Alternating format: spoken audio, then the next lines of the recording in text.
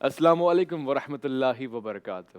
عرفان رمضان میں خیر مقدم ہے آپ کا، لائے ہیں حکمت کے ابواب آپ کے لیے، سوالات آپ کے، جوالات ہمارے، جوابات خاص طور سے ہماری طرف سے ہیں، موضوعات بھی ہمارے، اور خاص طور سے ایک اور اچھی بات ہے، بوجھو تو جانے آج بڑا خاص ہوگا، کیونکہ آج جن شخصیات کو ہم لے کر آئے ہمیشہ کی طرح خاص بھی ہیں، ان کا مطالعہ بھی ضروری ہے اور ان سے وابستگی بھی ضرورت ہے، اس لیے کہ ان کی وابستگی ایک خاص در سے، ایک خاص مقام سے ہے۔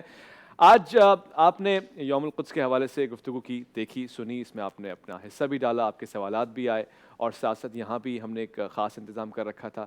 اب چونکہ رمضان اپنے الوداع کو ہے اور اس خاص مقام پہ اگر ہم کچھ سیکھ سکتے ہیں تو اس کے حوالے سے گفتگو کریں گے۔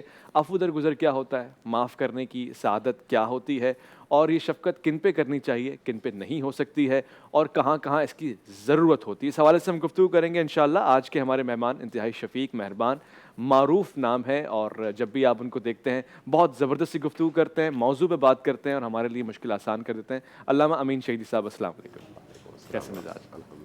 آج کے ہمارے دوسرے مہمان، اب ہمارے یہ خوش قسمتی ہے، خوش بختی ہے کہ ہمارے ساتھ آپ شریک رہے اور آج غالباً تیسری بار ہمارے ساتھ بیٹھے ہیں، اور بہت ہی مہربان انسان ہے، بات کرنے پہ ملکہ حاصل ہے، خاص طور سے اردو کی جو لغت ہے وہ آپ کے سامنے رقص کرتی ہے، ایسا محسوس ہوتا ہے۔ میں نے بہت کچھ سیکھا ہے۔ علامہ سجاد مدنی صاحب، السلام علیکم، وعلیکم السلام کیسے ورحمۃ مزاج؟ اللہ جی، اللہ پاک کا کرم، آپ خیریت سے؟ ماشاءاللہ، آج مجھے بہت خوشی ہے کہ دونوں ہی مہمان بیٹھے ہیں اور ساتھ ساتھ گفتگو جو ہے وہ عفو درگزر کے اوپر ہوگی۔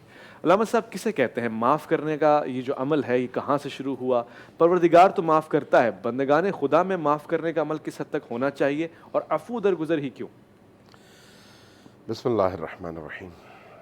میں آپ کو اپریشیٹ کرتا ہوں اور آپ کی ٹیم کو بھی کہ ماشاءاللہ آپ کا جو علمی بیک گراؤنڈ ہے ان پروگراموں کے حوالے سے اور سوالات کی ترتیب ہے، یہ میرا خیال ہے شاید ہی کسی اور چینل میں اس طرح سے کانٹینٹ پر اتنی توجہ ہو اور اس طرح کے موضوعات کا بالتفصیل انتخاب اور ان کا بیان کرنا اور پھر اس کا جواب تلاش کرنا، میرا خیال ہے کہیں اور اب تک میں کئی چینلز پہ ظاہر گیا ہوں تو اس طرح کی صورتحال نہیں ہے۔ ماشاءاللہ۔ اس حوالے سے میں واقعی آپ کو بھی اور آپ کی جو بیک گراؤنڈ میں ٹیم ہے ان کو اپریشیٹ کرتا ہوں۔ شکریہ۔ دیکھیے، عفو درگزر، اس کا جو اردو میں ہم عفو ہی کا جو معنی ترجمہ کرتے ہیں وہ ہے درگزر، یعنی گزر جانا، اچھا، نظر انداز کر دینا۔ انسان اور خدا کے درمیان جو رابطہ ہے اس پہ انسان خطا کا پتلا ہے اور اللہ قادر مطلق ہے، اس لیے اللہ اور اس کے بندوں کے درمیان جو رابطہ ہوتا ہے وہ ایک ایسا رابطہ ہے جس میں ایک طرف تمام چیزوں کا مالک اور دوسری طرف ہر چیز سے محروم اور ہر چیز کا محتاج ایک ایسی مخلوق۔ ان کے درمیان جو رابطہ ہے وہ یہ ہے کہ ادھر سے التجا ہو، گریہ ہو، مناجات ہو، آہا، اور ادھر سے اس کے جواب میں وہ عفو درگزر کا مظاہرہ کرے اور اس کی خطاؤں کو معاف کر دے اور اس کو اپنے سینے سے لگا لے۔ یعنی عابد اور معبود، خالق اور مخلوق، اور بندہ اور خدا کے درمیان کا ایک ایسا رابطہ ہے جس کا ایک سرا اللہ کے ہاتھ میں ہے اور دوسرا سرا جو ہے وہ بندے کے ہاتھ میں۔ بندہ جب معافی مانگے تو اللہ معاف کرتا ہے، صحیح، اور قرآن کریم میں اس حوالے سے یقیناً آپ نے پورا قرآن پڑھا ہوا ہے، بار بار اللہ تبارک و تعالیٰ عفو درگزر کی بات کرتا ہے اور اپنے بارے میں بھی کہتا ہے کہ میں معاف کر دوں گا، سبحان اللہ۔ اور بندوں سے بھی کہتا ہے کہ تم، مجھے پتہ ہے کہ تم گناہ کرو گے، مجھے پتہ ہے کہ تم نافرمانی کرو گے، مجھے پتہ ہے کہ تم سرکشی کرو گے۔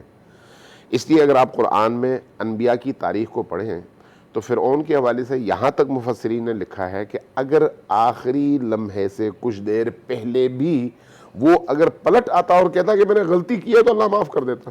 واہ، دریا میں ڈوبتے ہوئے اس نے پھر جب اب کوئی رستہ باقی نہیں رہا تو تب اس نے کہا کہ اب میں معافی چاہتا ہوں، چونکہ اب اس کو اپنی موت نظر آ رہی تھی۔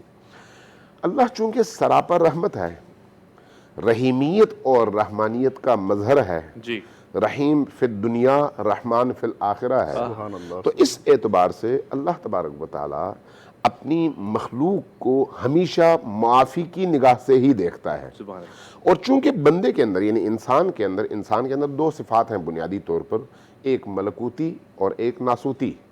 ملکوتی صفت اس کو فرشتوں سے لے کر دی گئی ہے، اور ناسوتی صفت اس کو حیوانات اور درندوں سے لے کر دی گئی ہے. جی. ان دونوں کے مجموعے کا نام انسان ہے. صحیح.